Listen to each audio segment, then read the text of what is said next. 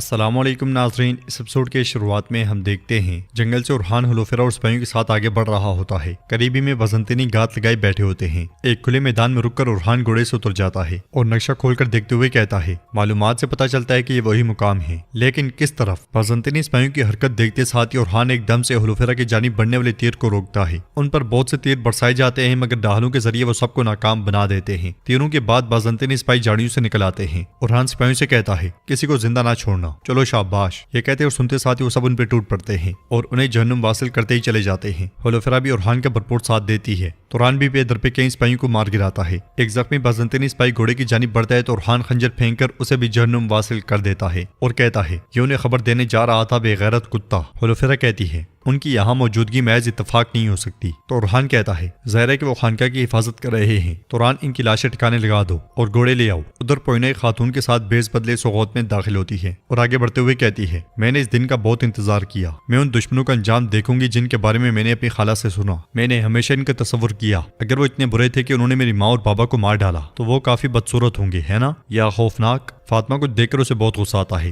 और वो कहती है, उस्मान की बेटी फातिमा। इस लम्हे बाला खातून वहां आती हैं। उन्हें देखते साथ ही पोइना उनकी जानिब बढ़ने लगती है तो उसकी साथी खातूनों से रोकते हुए कहती है, करीब मत जाओ, हमें मोहतात रहना होगा। पोइना कहती है, मैं उस खौफनाक औरत को देखूंगी। ये कहते साथ वो उन्हें देखने की कोशिश करती है, मगर आगे लोग होते हैं। बिल आखिर वो उन्हें देख जाती है। बाला खातून उस तरफ देखती हैं तो पोइना अपना मुंह दूसरी जानिब मोड़ लेती है। नाज़रीन, इसके बाद हम पोइना के कैरेक्टर को हलीमा ही पुकारेंगे, या अगर आप चाहते हैं कि हम इसे पोइना के कैरेक्टर से ही जानें तो आप कमेंट कर सकते हैं। बाला खातून आगे बढ़कर फातिमा से गले मिलती हैं और इसके साथ ही वो दोनों आगे बढ़ जाती हैं। हलीमा काफी देर तक उन्हें देखती है। उधर हम देखते हैं कि क्योमाज मुंह लटकाए करसे के पास आता है और कहता है, उस्मान ने कारवां पर हमला किया, वो तमाम मादियात ले गए हैं, उन्होंने सिपाहियों को कैदी बना लिया और संजार मारा गया। ये सुनकर करसे गुस्से में कांप जाता है और कहता है, क्या कत्ल कर दिया उसे? क्योमाज, ये तुम क्या कह रहे हो? ये कहते साथ ही वो उसे दबोच लेता है। क्योमाज कहता है, उस्मान साहब आपके बेगम खातून के साथ मुलाकात के बारे में जानते थे, उन्होंने बेगम खातून को भी पकड़ लिया है, वो अब उन्हें सजा देगा। करसे कहता है, उसे कैसे पता चला?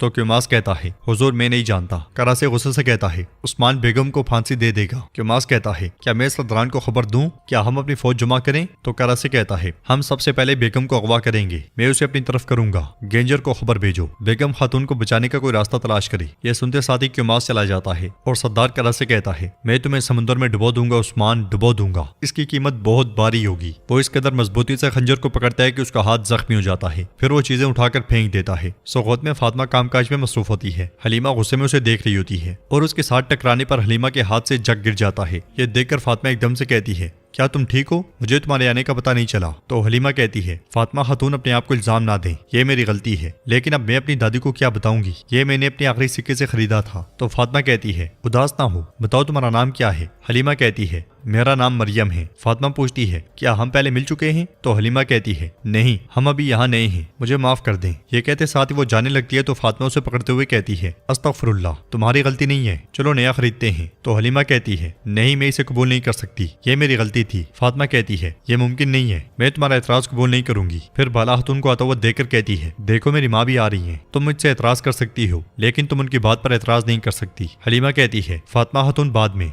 ये कहते साथ वो आगे बढ़ जाती है। कुछ ही दूर जाकर वो खंजर निकाल लेती है और गुस्से में बाला खातून और फातिमा की जानिब बढ़ती है, मगर उसकी साथी खातून उसे रोक लेती है। तो उसे रोकते हुए कहती है, पोइना अभी नहीं, अभी बहुत भीड़ है, चलो अभी यहाँ से। ये कहते साथ वो उसे ले जाती है। उधर हम देखते हैं कि उरहान हुलोफेरा और सिपाहियों के साथ सोफिया के ठिकाने के बाहर खड़ा होता है। तो उरहान कहता है, शहजादी, ये वो जगह है जहाँ सोफिया रहती है, ये एक किले जितना महफूज है। तो उरहान कहता है, वो जगह जहाँ वो रहती है उसके लिए जहन्नुम बनेगी, लेकिन पहले हमें ये यकीनी बनाना चाहिए कि सोफिया का मुकाम है या नहीं। इसलिए में एक काफिला दरवाजे पर पहुंचता है। सिपाही उसकी तलाशी लेते हैं और एक सिपाही कहता है, सिर्फ औरतें दाखिल होंगी और मर्द इंतजार करेंगे। यह सुनकर राहिबा के बेस में मौजूद औरतें अंदर दाखिल हो जाती हैं और उरहान कहता है, मैं आपको राहिब के लिबास में अंदर जाने का मशवरा देने जा रहा था, लेकिन बजाय वो सिर्फ खवातीन को अंदर जाने की इजाजत देते हैं। हुलोफेरा कहती है, मैं अकेली अंदर जाऊंगी, मगर उरहान कहता है, ऐसा कुछ नहीं होगा, मैं तुम्हें वहां अकेले नहीं जाने दूंगा। हुलोफेरा कुछ कहने लगती है तो उरहान गुस्से में पलटते हुए कहता है, मैंने कह दिया तो कह दिया, बात खत्म हुई, मैं एक भी लफ्ज और नहीं सुनना चाहता। तो उरहान पूछता है, हम क्या करेंगे शहजादे? तो उरहान कहता है, अगरचे ये सोफिया की जगह है, हमें उसे खबरदार नहीं करना चाहिए, हमें हमें पहले तैयारी करनी चाहिए, हम इस पर अंदर से हमला करेंगे, अभी के लिए वापस कबीले लौटते हैं। ये कहते साथ ही वो सब पलट जाते हैं। नाज़रीन, इसके बाद हम देखते हैं कि रात के वक्त रुहान उस्मान साहब के साथ मौजूद होता है और कहता है, आपकी हिदायत के मुताबिक हमने तफ्तीश की हुजूर और हमें सुराग मिल गया। आग के साथ के करीब वाक़े एक खानकाह, ज्यादातर लोग तलवार उठाए और काले कपड़े पहने हुए अंदर दाखिल होते हैं। उस्मान साहब पूछते हैं, उन्होंने आपको देखा तो नहीं? तो रुहान कहता है, नहीं हुजूर, हमने उन्हें दूर से देखा, लेकिन बाज़ंतीनी सिपाही दरवाजे की हिफाजत पर तैनात हैं। वो खानकाह में राहिबाओं के अलावा किसी को अंदर दाखिल नहीं होने देते, वो किसी भी मर्द को नहीं जाने देते। यह सुनकर उस्मान साहब कहते हैं, अगर ये सिर्फ राहिबाओं के लिए है तो उसकी हिफाजत के लिए सिपाहियों की जरूरत नहीं, उन्होंने वाज़ेह तौर पर अंदर किसी को छुपा रखा है। होलोफेरा कहती है, मैं कह रही थी कि सुबह पूरी तैयारी के साथ खानका पर हमला करते हैं, लेकिन शायद सोफिया के सिपाही वहां ना हो तो उससे ऑर्थोडॉक्स जमात का गुस्सा भड़क जाएगा। तो उस्मान साहब कहते हैं, तुम ठीक कह रही हो बेटी, जल्द ये इलाका हमारी हदूद में आ जाएगा। उस जमात के लोग बहुत जल्द हमारे लोगों में शामिल हो जाएंगे। उनका एतमाद हासिल करने से पहले उनका दिल नहीं तोड़ना चाहिए। तो बाला खतून कहती है, फिर मैं पहले खानका में जाऊंगी, मैं चंद बाजियान के साथ राहिबाओं का बेस बदलकर खानका में दाखिल होकर चीजों की जांच करूंगी। उस्मान साहब कहते हैं, नहीं नहीं बाला, इस बात का इम्कान है कि वो सांप खानका में मौजूद हो, मैं तुम्हें इस खतरनाक फ्रीजर पर नहीं भेज सकता। यह सुनकर बाला खतून कहती है, लगता है आप मुझे अच्छे से नहीं जानते उस्मान साहब, मैं उस खानका में दाखिल होकर उनको कायल करूंगी कि मैं राहिबा हूँ